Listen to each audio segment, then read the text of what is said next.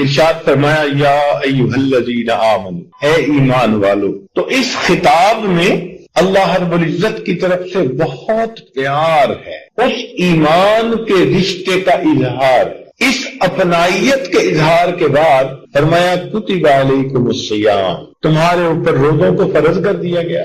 مقصد کہنے کا یہ تھا کہ اے ہماری محبت کا دعویٰ کرنے والو، تم ایک مہینے کے لیے ہر طرف سے اپنی نظریں ہٹا لو، تم ایک مہینہ کے لیے نفسانی لذتوں کو ہماری خاطر قربان کر دو۔ اور دنیا کا دستور بھی یہی ہے کہ کچھ لینے کے لیے کچھ دینا پڑتا ہے، یہ اصول ہے۔ آپ بیج ڈالیں گے تو آپ کو درخت ملے گا، قیمت ادا کریں گے تو کوئی چیز ملے گی، عمل ہوگا تو رد عمل بھی ہوگا۔ تو دنیا کا دستور ہے کہ کچھ پانے کے لیے کچھ دینا پڑتا ہے۔ تو مقصد یہ تھا کہ اے ہماری محبت کا دعویٰ کرنے والو، اگر تم ہم سے ملاقات کرنا چاہتے ہو، ہمیں راضی کرنا چاہتے ہو، تو پھر اس کا کچھ طریقہ ڈھونڈو، کوئی اس کی قیمت ادا کرو۔ اور اس کی قیمت بھی کتنی معمولی رکھی کہ ایک مہینہ کے لیے دن کے وقت کے اندر تم روزہ دار بن کر دو، کوئی مشکل شرط نہیں، کوئی کٹھن کام نہیں۔ محبوب اگر اپنی طرف بلائے تو پھر طالب اور محب تو سر کے بل چاہنے کو تیار ہوتا ہے۔ وہ کسی نے کہا تھا کہ میرے گھر کے راستے میں کوئی کہکشاں نہیں ہے، انہی پتھروں پہ چل کے اگر آ سکو تو آؤ۔ تو محبوب کے ہاں پتھروں پہ بھی سر کے بل چل کے جانا پڑے تو یہ بھی اعزاز ہوتا ہے۔ بلکہ لوگ کہتے ہیں جی کہ ہم اپنے محبوب کی خاطر اپنا مال لٹانے کو تیار، ہم اپنی جان دینے کو تیار۔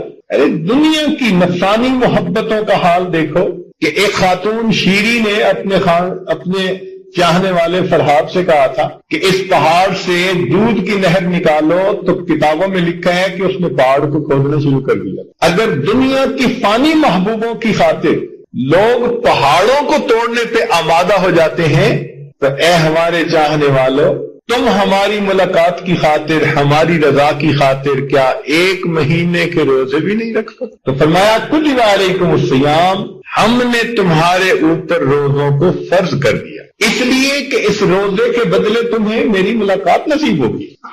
چنانچہ حدیث پاک میں آتا ہے، حدیث قدسی، قال اللہ عز وجل کل عمل ابن آدم لہ الا الصیام، انسان کے جتنے بھی اعمال ہیں ان کا اجر لکھا جاتا ہے سوائے روزے کے۔ فإنہ لی، اس لیے کہ روزہ میرے لیے ہوتا ہے، وأنا اجزا بہ، اور روزے کا بدلہ بھی میں آپ ہوں، روزے کے بدلے میں اس بندے کو مل جاتا ہوں۔ کتنی بڑی بات ہے۔ جو چاہنے والے ہوتے ہیں وہ تو محبوب کو چاہتے ہیں، چاہے کسی قیمت پہ انہیں ملے۔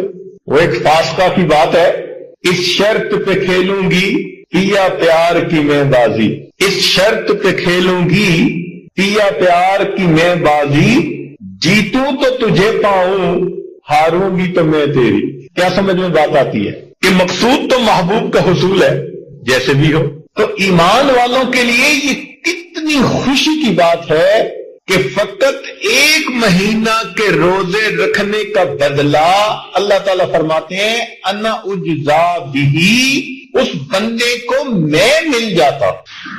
اب اتنی بات کرنے کے بعد کہ تم پر روزے فرض کر دیے گئے، ممکن تھا کہ لوگوں کے دل میں بات آتی جی کہ اللہ تعالیٰ ہم سے خفا ہو گئے، لہذا انہوں نے ہم پر پابندیاں لگا، تم کھا نہیں سکتے، پی نہیں سکتے، بیوی سے نہیں مل سکتے۔ تو اس وہم کو بھی دور کر دیا، فرمایا کما کتب علی الذین من قبلکم، یہ پابندیاں تم پر نہیں لگی، تم سے پہلے والے لوگوں پر بھی اسی عبادت کو فرض کیا گیا تھا۔ یہ اسی کی کنٹینیویشن ہے، کوئی نئی پابندی نہیں ہے۔ تم سے پہلے والے جو ہمارے عاشق دنیا میں گزرے، چاہنے والے گزرے، یہ عمل وہ بھی کرتے چلے گئے، تم بھی وہی عمل کرو۔ چنانچہ روزہ ایک ایسی عبادت ہے کہ جو عبادت تمام انبیاء نے کی۔ حضرت آدم علیہ السلام کے بارے میں آتا ہے کہ جب ان کو دنیا میں بھیجا گیا تو جو جنت کا حسن تھا وہ تو جنت میں ہی رہ گیا۔ تو ایک مرتبہ انہوں نے پانی میں جب اپنا چہرہ دیکھا اور وہ جنت کا حسن و جمال، وہ رعنائی ان کو نظر نہ آئی، تو وہ افسردہ ہوئے کہ اے اللہ، جنت کی پوشاک بھی مجھ سے لے لی گئی اور وہ حسن و جمال بھی لے لیا گیا۔ تو پھر ان کو ارشاد ہوا کہ تم مہینے کے 3 روزے رکھو، ان کو ایام بیض کہتے ہیں، 13، 14، 15 چاند کے اعتبار سے، کیونکہ ان تینوں تاریخوں میں چاند کی روشنی بھرپور ہوتی ہے، روشن راتیں ہوتی ہیں، تو ان روزوں کی برکت سے آپ کے اوپر نور چہرے پہ آئے گا کہ جو جنتی نور کا مشابہت رکھنے والا ہو۔ چنانچہ انہوں نے ایام بیض کے روزے شروع کیے، پھر اس کے بعد حضرت نوح علیہ السلام نے روزے رکھے، حضرت داؤد علیہ السلام کو اللہ تعالیٰ نے دنیا کی شاہی بھی دی اور پیغمبری بھی عطا کی، تو انہوں نے ایک دن روزہ ایک دن افطار، ایک دن روزہ ایک دن، سال کے 6 مہینے روزہ رہتے تھے۔ حضرت موسیٰ علیہ السلام جب کوہ طور پر گئے تو انہوں نے 40 دن روزے رکھے، حضرت یحییٰ علیہ السلام نے بھی روزے رکھے، حضرت عیسیٰ علیہ السلام نے بھی 2 مہینے روزے رکھے، اور تو اور ہندو براہمن بھی 24 روزے رکھتے ہیں، اور وہ اس کو برت کہتے ہیں۔ دینی دھرم میں بھی 40 دن کا روزہ۔ اب یہاں کا ایک نکتہ سمجھنے والا ہے کہ نبی علیہ السلام تو امی تھے۔ امی کا مطلب ہوتا ہے کہ جس نے کسی کے سامنے شاگرد بن کر تعلیم نہ پائی ہو، انہوں نے کوئی کتاب نہیں پڑھی تھی، تقابل ادیان کا جو ہے وہ مضمون نہیں پڑھا تھا، نہ ان کو کسی نے عیسائیت پڑھائی، نہ یہودیت پڑھائی، نہ اس سے پہلے کے انبیاء کے مذاہب کے بارے میں پڑھایا، مگر اللہ رب العزت کے پیارے محبوب نے کیا بات فرمائی، کما کتب علی الذین من قبلکم، جیسا کہ یہ روزے تم سے پہلوں پہ فرض کیے گئے۔ اب یہ کوئی بندہ ایسی بات نہیں کر سکتا جو جس کے پاس علم نہ ہو، کیسے کوئی دعویٰ کر سکتا ہے؟ اگر وہ دعویٰ کرے تو ممکن ہے کوئی آ کر کہے جی کہ فلاں قوم پر تو روزے نہیں تھے، مگر ایسی پکی بات فرمائی کہ جو 100% ٹھیک تھی۔ چنانچہ انسائکلوپیڈیا برٹنیکا اس کے اندر روزے فاسٹنگ کے عنوان کے تحت یہ لفظ لکھے ہوئے ہیں کہ ہمیں دنیا کا کوئی ایسا مذہب نہیں ملا جس کے اندر روزے نہ ہو۔ اس بات کو پڑھ کے نا دل اتنا خوش ہوا کہ پوری دنیا کے اندر تحقیق کرنے والے آج میرے آقا صلی اللہ علیہ وسلم کی سچائی کی تصدیق کر رہے ہیں، ان کی عظمت کا لوہا مان رہے ہیں کہ انہوں نے 1400 سال پہلے فرما دیا کما کتب علی الذین من قبلکم، ہم سے پہلے والوں پر بھی روزے فرض تھے۔ آج پتہ چلتا ہے کہ دنیا کی ہر عبادت کرنے والی قوم نے روزے رکھے، تو یہ ایک پیاری عبادت ہے۔ دیکھیے، ایک ہوتا ہے عبادت سے مال ملنا، عبادت سے دنیا کی شہرت ملنی، عبادت سے حور و قصور کا ملنا، جنت کا ملنا، سب فانی چیزیں ہیں، اور ایک ہے اس عبادت سے رب کریم کا مل جانا، اس سے بڑا انعام کوئی نہیں ہو سکتا۔ کہتے ہیں کہ ایک بادشاہ تھا، اس کی کئی بیویاں تھیں، مگر ایک سے اس کو ذرا زیادہ محبت تھی، تو دوسری بیویاں اس بات کو بڑا محسوس کرتی، آپس میں بات کرتی کہ خاندان میں ہم بہتر، حسن و جمال میں ہم بہتر، مال و منال میں ہم بہتر، فضل و کمال میں ہم بہتر، اور بادشاہ کی محبت کی وہ نظر ہم پہ نہیں اٹھتی جو اس پہ اٹھتی ہے، تو ہم بادشاہ سے پوچھیں گی۔ چنانچہ ایک دن انہوں نے سوال کیا کہ جی کیا مسئلہ ہے، ہم میں کس چیز کی کمی ہے؟ اس نے کہا اچھا میں کبھی تمہیں اس بات کا جواب دوں گا۔ کچھ دنوں کے بعد وہ بات ہی بھول گئی، تو ایک دن بادشاہ نے کہا کہ میں آج بہت خوش ہوں اور میں چاہتا ہوں کہ آپ لوگوں پر میں آج خوب اپنے انعام و اکرام کی بارش کر دوں۔ تو اس بات سے بیویاں جتنی خوش ہو سکتی ہیں وہ کسی اور بات سے تو نہیں ہو سکتی۔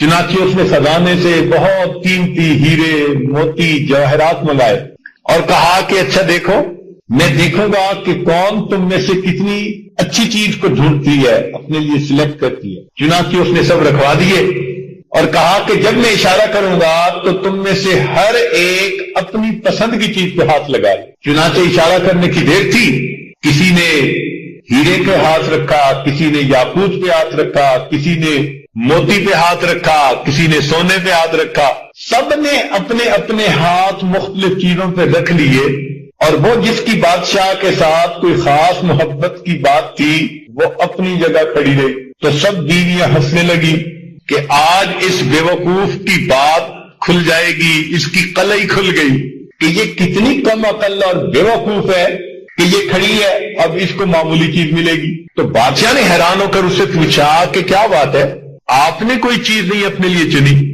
اس نے کہا بادشاہ سلامت، میں آپ سے ایک چیز کی تصدیق چاہتی ہوں، آپ نے یہی فرمایا ہے نا کہ جو کچھ یہاں موجود ہے اس کے اوپر اگر تم ہاتھ رکھ لو گی تو وہ چیز تمہاری ہو جائے گی؟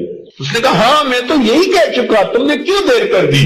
تو وہ آگے بڑھی اور اس نے بادشاہ کے کندھے پہ اپنا ہاتھ رکھ لیا، کہنے لگی بادشاہ سلامت، جب آپ مجھے مل گئے یہ سب چیزیں مجھے مل گئی۔ تو بات تو ایسی ہے کہ جب روزہ رکھنے پر اللہ رب العزت بندے کو مل گئے تو پھر دنیا کی باقی نعمتیں تو خود بخود بندے کی اپنی ہو۔ اس لیے ارشاد فرمایا یا ایھا الذین آمنو، اے ایمان والو، کتب علیکم الصیام، تمہارے اوپر روزوں کو فرض کر دیا گیا، کما کتب علی الذین من قبلکم، جیسا کہ یہ روزے تم سے پہلے والوں پر فرض کیے گئے، لعلکم تتقون، تاکہ تم متقی بن جاؤ۔ اب ذہن میں یہ سوال پیدا ہوتا ہے کہ ٹھیک ہے ہمیں بھی حکم دیا، ہم سے پہلے والوں کا بھی حکم دیا، تو اس حکم کے اندر کوئی حکمت ہونی چاہیے، کوئی مقصد ہونا چاہیے، تو ساتھ مقصد بھی بتا دیا کہ اس سے ہمیں فائدہ نہیں کہ کوئی بجٹ میں کمی ہے اور اب تم اپنے خرچے کم کر لو،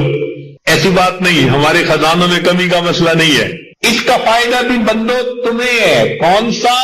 لعلکم تتقون، تاکہ تم متقی بن جاؤ، تم پرہیزگار بن جاؤ، تمہاری تربیت ہو جائے کہ تم نے اپنے نفس پہ قابو کیسے پانا۔ تو روزے کا اصل مقصد انسان کے اندر تقوی کا پیدا کرے۔ تو مقصود یہ تھا کہ اگر تم سال میں 30 دن ہمارے کہنے کے مطابق جائز چیزوں کو بھی دن میں چھوڑ سکتے ہو، تو کیا باقی سال کے حصوں میں ناجائز چیزوں کو نہیں چھوڑ سکتے؟ اور جب تم اتنے اچھے کہ جائز چیزوں کو چھوڑ رہے ہو ہمارے کہنے پر، تو پھر سال کے باقی حصوں میں ناجائز چیزوں کو چھوڑنا تو بڑا ہی آسان ہے۔ تو یہ ایمان والوں کو اس مہینے کے اندر پریکٹس کروائی گئی، ریہرسل کروائی گئی اپنے نفس پہ قابو پائے، ورنہ بندہ بے صبر ہو جاتا ہے اور اپنی خواہشات کی تکمیل کے لیے بھاگ اٹھتا ہے۔ تقوی انسان کے اندر صبر پیدا کرتا ہے، انسان اپنے نفس کو لگام دے سکتا ہے۔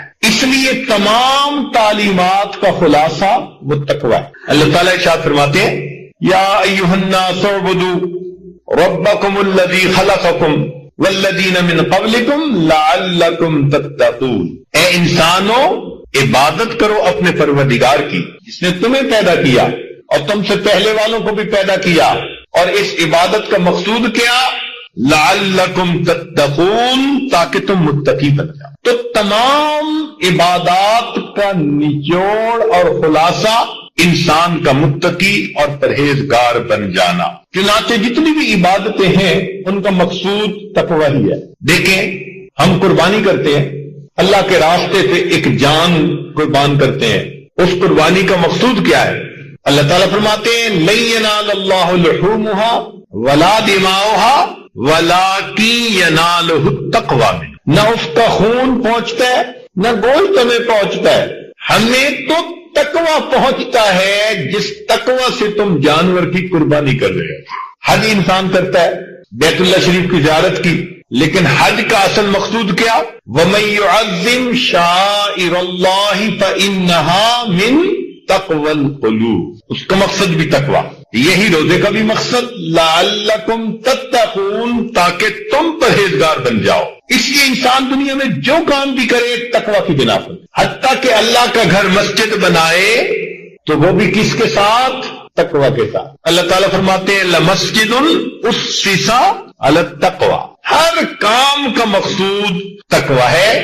اس لیے اللہ تعالیٰ نے انسانوں کو نصیحت فرمائی۔ کبھی کبھی انسان نصیحت کرتا ہے نا دوسرے کو وصیت کے رنگ میں، تو اگر نصیحت وصیت کے رنگ میں کی جائے تو وہ بڑی اہم ہوتی ہے۔ چنانچہ اللہ تعالیٰ قرآن مجید میں ارشاد فرماتے ہیں، سنیں اور دل کے کانوں سے سنیں، فرمایا وَلَقَدْ وَصَّيْنَا الَّذِينَ أُوتُوا الْكِتَابَ مِنْ قَبْلِكُمْ، تحقیق ہم نے تم سے پہلے والے اہل کتاب کو بھی وصیت کی، وَإِيَّاكُمْ، اور تمہیں بھی وصیت کرتے ہیں، ان اتقوا اللہ، کہ تم اللہ سے ڈر جانا۔ تو قرآن مجید میں اللہ تعالیٰ اس کو فرماتے ہیں کہ ہم تمہیں وصیت کر رہے ہیں کہ تم متقی بنو۔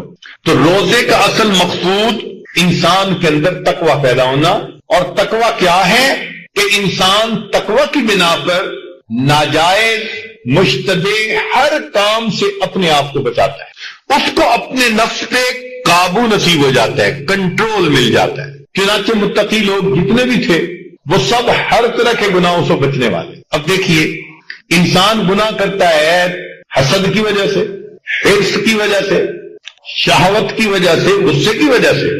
یہی چیزیں گناہ کا سبب بنتی ہے نا۔ ذرا قرآن مجید پہ نظر ڈالیے کہ اہل تقوی نے ایسی صورت حال میں بھی اپنے آپ کو گناہوں سے بچایا۔ اب ذرا دیکھیے، آدم علیہ السلام کے دو بیٹے حابیل اور قابیل۔ حابیل کی بیوی خوبصورت ہے، قابیل چاہتا تھا کہ یہ میرے نکاح میں آتی، جب نہ آئی تو اس کو بھائی سے حسد ہوا، اور حسد کی بنا پر اس نے اپنے بھائی کو کہا کہ میں تمہیں قتل کر دوں گا۔ تو بھائی نے آگے سے پتہ کیا جواب دیا؟ لئن بسطت الی یدک لتقتلنی ما انا بباسط یدی الیک لاقتلک۔ اے بھائی، تم اگر ہاتھ مجھ پہ اٹھاؤ گے نا کہ تم مجھے قتل کر دو، تو میں اپنا ہاتھ نہیں اٹھاؤں گا کہ میں تمہیں ماروں۔ انی اخاف اللہ، میں اللہ سے ڈرتا۔ اشتعال کے وقت میں بھی تقوی نے ان کو روک لیا کوئی ایسی بات کرنے سے جو اللہ تعالیٰ کو ناپسند ہو۔ تو غصے میں بھی متقی بندہ اپنے آپ پہ قابو پا لیتا ہے۔ عام طور پہ گناہ شہوت کی وجہ سے ہوتے ہیں۔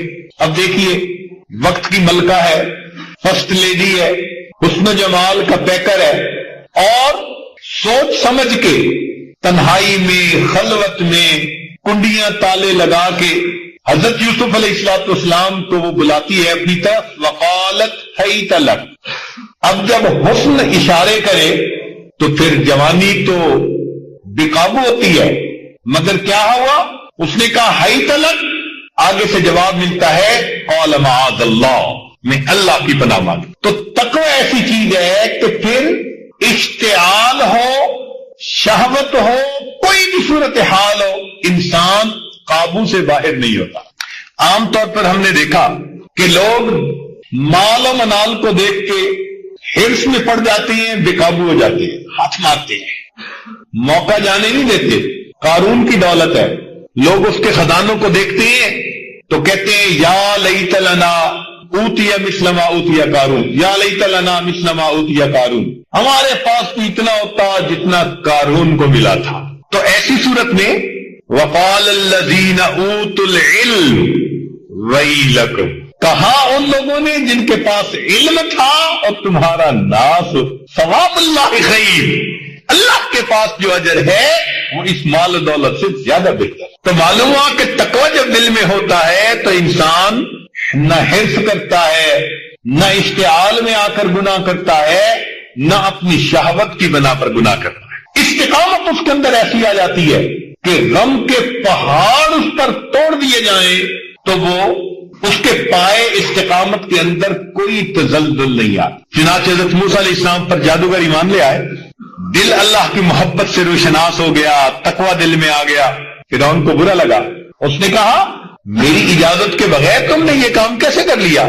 اب میں تمہارے ہاتھ اور پاؤں کو جو مخالف ہمت کے ہیں ان کو کاٹوں گا۔ یہ اس زمانے میں بڑی سزا ہوتی تھی۔ ہاتھ کاٹ دینا چھوٹی سزا کہ ایک ہاتھ سے وہ زندگی گزار لے گا، ہاتھ اور ٹانگ ایک سائیڈ کی کاٹ دینا یہ بھی چھوٹی سزا کہ دوسرے سائیڈ کے ہاتھ پاؤں سے وہ اپنی ضرورتیں پوری کر لے گا۔ وہ سمجھتے تھے اگر بازو ایک سائیڈ کا کاٹے اور ٹانگ دوسری سائیڈ کی کاٹے تو نہ یہ بیلنس رکھ سکتا ہے نہ کوئی کام کر سکتا ہے۔ یہ سب سے بڑی سزا تھی۔ تو فرعون نے کہا کہ میں تمہیں یہ سزا دوں گا، مگر دل میں تقوی آ چکا تھا۔ انہوں نے کہا نہیں، اب ہم نے ایمان حقیقی کی لذت کو پا لیا، فَقْضِ مَا أَنْتَ قَاضٍ، جو تو کرنا چاہتا ہے تو کر گزر، ہم اپنی جگہ سے پیچھے نہیں ہیں۔ عورت ذات کمزور ہوتی ہے، ذرا سی بات پہ خوف زدہ ہو جاتی ہے۔ قرآن مجید نے آسیہ بنت مزاحم جو فرعون کی بیوی تھی اس کا بھی تذکرہ کیا کہ جب وہ ایمان لے آئی تو اس کو بادشاہ نے اس وقت کہا کہ میں تمہیں چھوڑ دوں گا۔ اب بیوی کے لیے اس سے بڑا غم کوئی نہیں ہوتا کہ خامد اس کو دھمکائے کہ میں تمہیں چھوڑ دوں گا، یا خامد یہ کہے کہ میں تمہیں گھر سے نکال دوں گا۔ عورت کے لیے بے گھر ہو جانا اس سے بڑی سزا کوئی نہیں، بے سایہ ہو جانا اس سے بڑی سزا کوئی نہیں۔ اور وہ کوئی عام عورت نہیں تھی، وقت کے بادشاہ کی بیوی تھی۔ فرعون نے اپنی پوری رعایا میں سے اس کے حسن و جمال کی وجہ سے اس کو چنا تھا۔ وہ پیکر حسن و جمال عورت، اس کو بادشاہ کہتے ہیں میں تجھے محل سے نکال دوں گا، آج کے بعد تیرا سٹیٹس ختم، تو ذلیل ہو جائے گی۔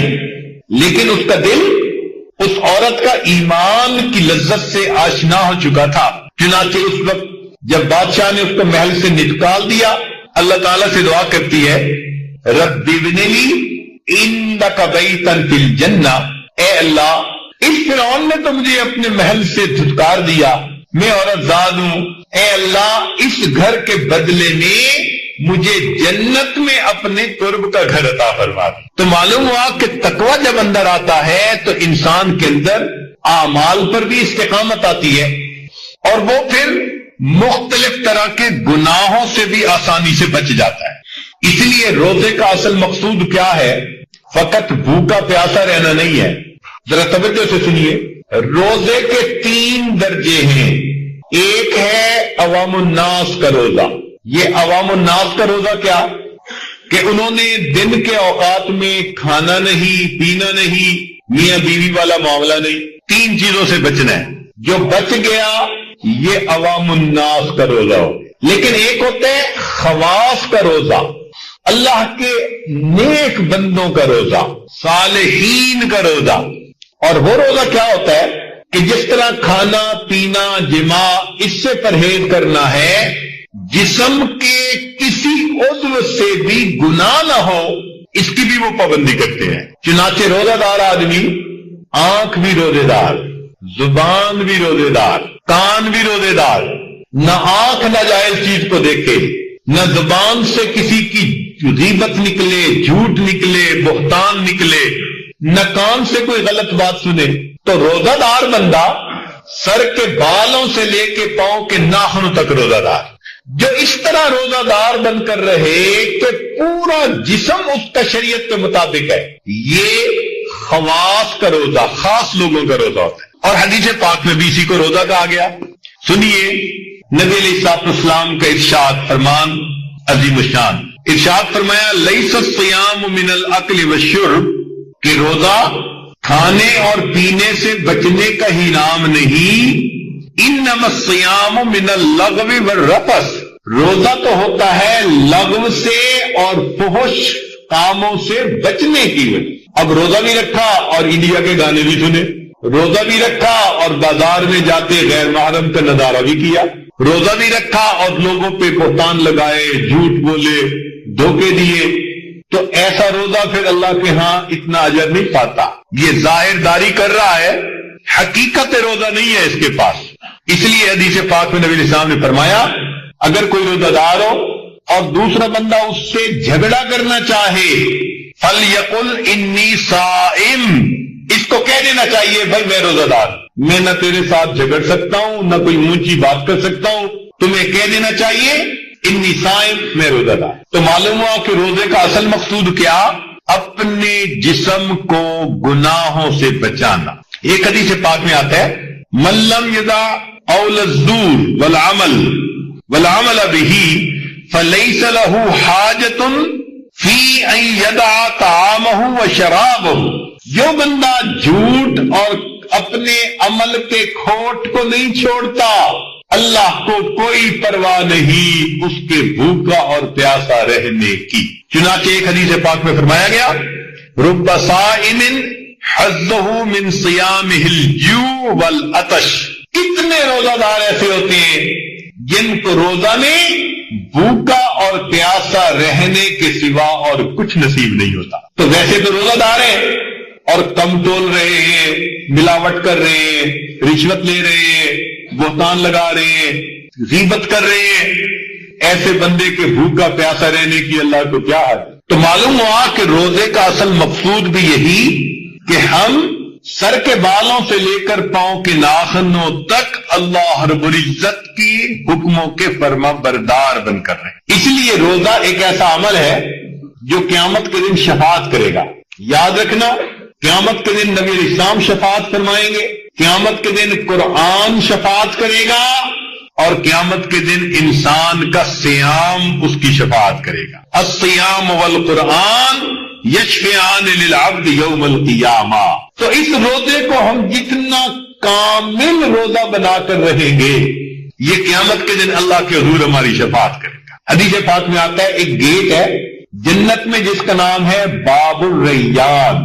آواز دی جائے گی لوگوں جو تم میں سے اچھا روزہ رکھنے والے تھے وہ سارے اس گیٹ سے جلدی چلے جائیں. اس کا ہمیں اندازہ اس وقت ہوتا ہے کہ جب آپ کبھی یورپ کا سفر کریں نا تو وہاں جب جاتے ہیں نا پاسپورٹ کنٹرول پہ تو چونکہ یورپ کے سب ممالک اب ایک ملک بن گئے, شینجن سٹیٹس بن گئی, تو اپنے ملکوں کے لوگوں پہ آنے جانے کی کوئی پابندی نہیں. ایک ہی فلائٹ سے اترتے ہیں ہم تو ایک خاص دروازہ ہوتا ہے اس کے اوپر لکھا ہوتا ہے کہ جو ان ملکوں کے لوگ ہیں وہ بغیر پاسپورٹ چیک کروائے سیدھے چلے جائیں, اور ہم جو دوسرے ملکوں کے ہوتے ہیں ہمیں پاسپورٹ کنٹرول پہ جانا پڑتا ہے. جب کبھی میں ایسی صورتحال میں جاتا ہوں تو مجھے یہ حدیث یاد آتی ہے کہ جس طرح 300 بندے جہاز سے اترے اور 10-15 بندے جو ہمارے ان ملکوں کے تھے وہ تو کھڑے ہو گئے جی کہ آپ سے سوال پوچھا جائے گا, تفتیش ہوگی, پھر جا سکیں گے, اور جو فلاں پاسپورٹ رکھنے والے ہیں وہ بغیر چیک کے سیدھا چلے جائیں. تو ایسے ہی لگتا ہے کہ قیامت کے دن جنت کے دروازوں میں سے بھی ایک خاص دروازہ ہوگا باب الریان.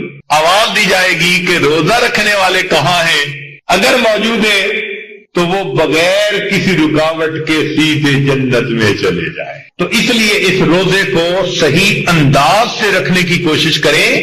ایسا نہ ہو کہ قیامت کے دن فقط بھوک پیاس ملے اور کہا جائے کہ تیرا روزہ تو تھا ہی نہیں, تو روزے رکھ کے بھی جھوٹ بولتا تھا اور غیبتیں کرتا تھا اور دھوکے دیتا تھا, لوگوں کے دل دکھاتا تھا, تیرے روزے کی ہمیں پرواہ نہیں. ایسا نہ ہو کہ یہ عمل ہمارے منہ پہ واپس مار دیا جائے.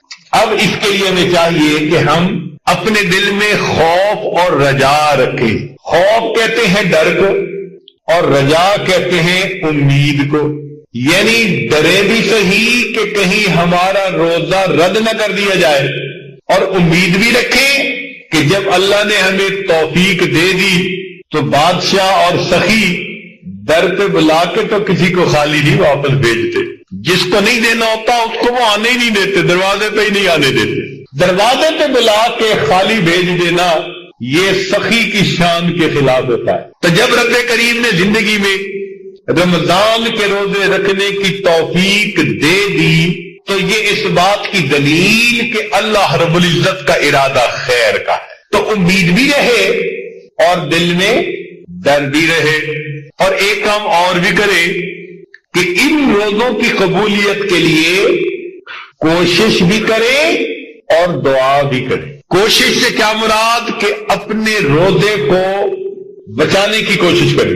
ہم یوں ہی سمجھیں ہم نے روزہ رکھ لیا, اب آنکھ غلط اٹھے گی تو ہمارے روزے کی حقیقت ختم, زبان سے جھوٹ نکلے گا روزے کی حقیقت ختم, ہم نے کوئی کام خلاف شرع کیا روزے کی حقیقت ختم. تو اپنے روزے کو بچانے کی بھی کوشش کریں. اور دعا سے کیا مطلب کہ شام کو افطار کے وقت ہم اللہ سے دعائیں بھی مانگیں. اے مولا ہم آپ کے بندے ہیں, کمزور ہیں, ہم نے ایک عمل کے لیے کوشش تو کی مگر اس میں یقیناً کوتاہیاں رہ گئی, کمیاں رہ گئی. میرے مولا ہماری کمزوریوں کو دیکھتے ہوئے ہم پر مہربانی فرما اور اس کو قبول کر. ایسا ہی مثال ہے ہماری کہ بچہ اگر پہلی جماعت میں جائے نا تو واپسی پہ اپنی تختی کے اوپر نا کچھ لکیریں لگا کے لے آتا ہے, وہ ٹیڑھی میڑھی پڑھی بھی نہیں جاتی, اور آ کے خوش ہو کے کہتے ابو آج استاد نے مجھے تختی لکھوائی, میں نے لکھی. اب جب باپ دیکھتا ہے تو نہ الف سی دی نہ با ایسی, پڑھی بھی نہیں جاتی, مگر باپ اس کو انعام دے دیتا ہے. وہ انعام اس کی خوشخطی کا نہیں ہوتا, وہ انعام باپ کی شفقت کی وجہ سے اس بچے کی محنت کا ہوتا ہے. وہ سمجھتا ہے یہ کمزور ہے لیکن لکھی تو ہے نا اس میں. ہماری عبادتیں ایسی ہیں. اے مولا آپ جانتے ہیں کہ ہم کمزور ہیں اور ہمارے اندر اتنی خرابیاں ہیں, ہم نے روزہ رکھ کر اس کی حفاظت کرنے کی کوشش تو کی لیکن پوری طرح حق تو ادا نہ کر سکے.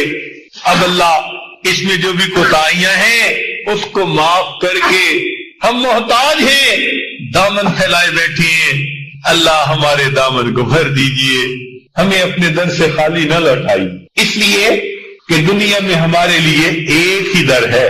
سن فریاد میرے سونے اللہ، تے میں ہور سناواں کینوں، تیرے جیا مینوں ہور نہ کوئی، تے میرے جیا لکھ تین۔ اللہ تو ہمیں رد کر دے گا، تجھے کوئی فرق نہیں پڑتا۔ فرق تو ہمیں پڑتا ہے، ہماری زندگی کا مسئلہ ہے، ہمارا آخرت کا مسئلہ ہے۔ مہربانی فرما اور ہمیں قبول فرما لے۔ تو جب ہم افطاری کے وقت دعا بھی کریں، عاجزی بھی کریں، تو یقیناً اللہ رب العزت ہماری اس عاجزی کو قبول فرما کر ہماری ان دعاؤں کو قبول کر لیں گے۔ ایک بات یاد رکھ لینا کہ نبی علیہ السلام نے ایک موقع پر فرمایا تھا آمین۔ صحابہ نے پوچھا کہ اللہ کے نبی آپ نے کس بات پر کہا؟ تو فرمایا کہ جبرائیل امین نے 3 بددعائیں دی، ایک ان میں سے یہ تھی برباد ہو جائے وہ شخص جس نے رمضان کا مہینہ پایا اور اپنی مغفرت نہ کروائی، اور میں نے اس پر کہہ دیا آمین۔ اب سوچ لیں کہ رمضان کے بعد ہمارے لیے عید ہوگی یا وعید ہوگی؟ جن کی مغفرت ہوئی ان کی تو عید بن جائے گی، اور جن کی مغفرت نہ ہوئی ان کے لیے وعید بن جائے۔ اور چاہنے والوں کو تو اس موقع پہ اللہ سے اللہ کو مانگنا چاہیے۔ وہ ایک بزرگ سے کسی نے پوچھا تھا کہ حضرت عید کب ہوگی، حضرت عید کب ہوگی؟ تو انہوں نے آگے سے عجیب بات کہی، فرمانے لگے جب دید